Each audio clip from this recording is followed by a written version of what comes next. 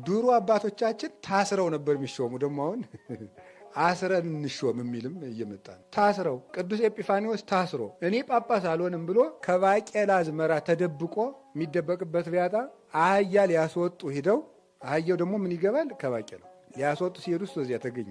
አስረው ነው የሾሙት በግዱ ዘመን። እኛ የምናውቀው ይሄ ነው። እንዲህ ተደርጎ የተሾመ እንደሆነ ጵጵስና 5ቱ መክሊት ፍሬ የምእመናን ሕይወት ያብባል። ቤተ ክርስቲያን ትጸናለች።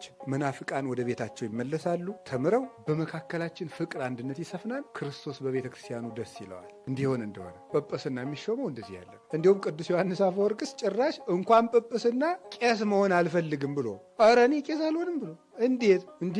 ቅዱስ ጴጥሮስን እኮ አለው ጌታ በጎቼን እኔን ትወደኛለህ አለው አለ። ማን ጌታ ማንን? ቅዱስ ጴጥሮስን ምን አለው? ትወደኛለህ አለ። አዎ እወድሃለሁ ጌታ፣ እንደወድህ አንተ ታውቃለህ ሲለው እኮ እንግዲያስ ለእኔ ብዙ ጾም ጹም፣ እንግዲያስ ለእኔ ብዙ ስገድ ስገድ፣ እንግዲያስ ለእኔ ብለህ ከመሬት ላይ ተኛ አላለውም አለ። ምንድን ነው ያለው አለ? በጎቼን ጠብቅ ነው ያለው። ክርስቶስን መውደዴን የምገልጥበት የመጨረሻው ፍቅር በጎቹን መጠበቅ ከሆነ እነዚህን በጎች መጠበቅ የምችልበት አቅም የለኝም።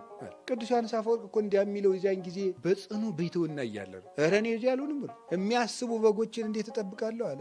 እውነት የሚያስብ በግ እንዴት ይጠበቃል? እነዚያን በጎች ግቸግ ያል መንዳት ይቻላል። እናንተን አንነዳችሁም። የራሳችሁ ሀሳብ አላችሁ። የሚያስብ በግ እኮ ከባድ ነው። በዋሉት አይውል በአደሳደሩት አያድር። ቆይ አባ ግን እንዲህ ያሉ ምን ማለት ፈልገው ነው የሚል በግ ማለት ነው። ናልቀም ያኛው በግ ናልቀም መልቀም ነው። ናጠጣ መጠጣት ነው። ናጋጥ ግባ መግባት ነው። ይሄ የሚያስብ በግ ነው። ውሳኔ የሚወስን በግ። ቆይ እስኪ አስቤበት እደውልልዎታለሁ የሚል አዲህ ይህን በግ መጠበቅ ቀላል ነው? ወደዚህስ መሯሯጥ ቀላል ነው? ለዚህ እረኛ ለመሆን መሯሯጥ በጣም አደገኛ ነው። ምዕመናንም የራሳቸውን እረኛ እያከማቹ እያለቁ ነው። የራሳቸው የእኛን አባት አትንኩብን። ይህ እንዲህ አይነት ምዕመንነት ቅልጥ ይበል። ማንን ይጨምራል? እኔንም ጨምሮ። አባ ገሪ ኪዳንን አትንኩብን የሚል ሰው እኔ አልፈልግም። መነካት ካለብኝ መነካት አለብኝ። ቤተ ክርስቲያንን አትንኩብኝ ነው የሚባለው። ቤተክርስቲያንን አትንኩብን ክርስቶስን ሲሰደብ ነው። የግለሰብ ደጋፊ አጨብጫቢ፣ የራሱን አባት የሚሾም የራሱን መምህር የሚያከማች ምን ያደርግልናል? ለቤተ ክርስቲያን ዕዳ ነው እኮ ይሄ። ህዝቡ ዕዳ፣ እኛም ዕዳ፣ ተያይዘን ዕዳ። ክርስቶስን ነው መከተል ያለብን። ደጋፊነት ለቤተ ክርስቲያን አይጠቅምም። ሁልጊዜ ነው የምናገረው፣ አይጠቅምም። ምእመንነት ነው የሚጠቅመው። እንዲህ ያለ ጳጳስ መሾም፣ መክሊትን መወጣት ይሄ ነው። ሁላችንም እንግዲህ መክሊታችን ብንወጣ ቤተክርስቲያን ታተርፋለች። ከዚያ እንግዲህ ይኸውላችሁ ሁለቱ ይቀራሉ የጳጳሳቱ። ዲያቆን፣ ጥሩ ዲያቆን ሾሙልን። ከዚያስ ጥሩ ቄስ ሾሙልን። ከዚያስ ጥሩ ጳጳስ ይሾሙልን።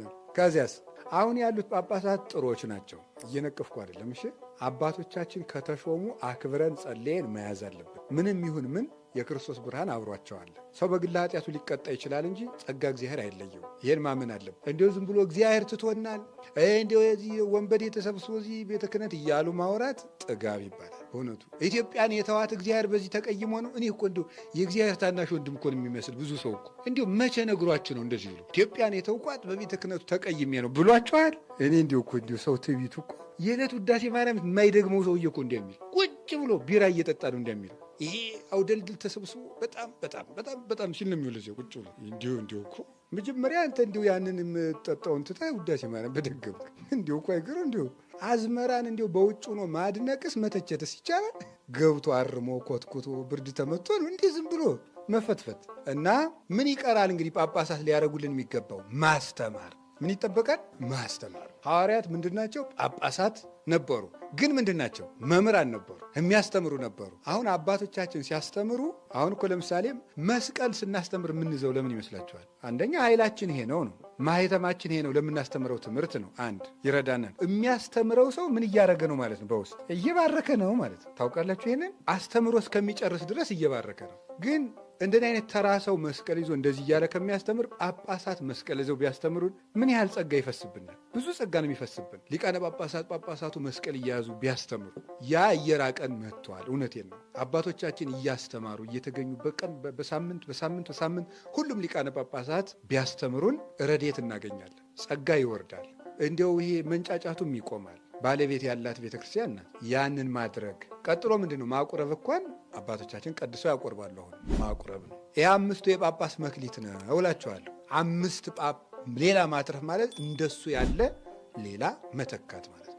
ወይም በዚህ መጠቀም ማለት ነው። በአምስቱ ፍጹም ጸጋ መቀበል፣ በዚህ ማትረፍ ማለት ነው። 5 ማትረፍ ማለት በዚህ ፍጹም ጸጋ መቀበል ማለት ነው። ወይም ደግሞ ሌላ 5 እሱን የመሰለ መተካት። ይሄ ነው። 2 ያለው ማን ነው? 2 መክሊት ያለው የተባለው ልብ ብላችሁ እንድሰሙ እንዳትረሱት። የዛሬ ዓመት 2 አሁን ለምሳሌ አሁን የማስተምረውን ትምህርት እየሰማችሁ ነው። እንዲሁ በትዕግስት ሰምታችሁ ነው ወይስ ረስታችሁት ነው የምትሰሙ? ለምሳሌ ይሄንን 3 ዓመት አስተማርኩት በትንሹ እዚህ ቦታ እና እንግዲህ ይሄን ርዕስ እዚህ ሳስተምረው የምትሰሙት ሀ የእግዚአብሔር ቃል አዲስ ስለሆነ፣ ለ ያምነውን ስለረሳችሁት፣ ሐመሩሃ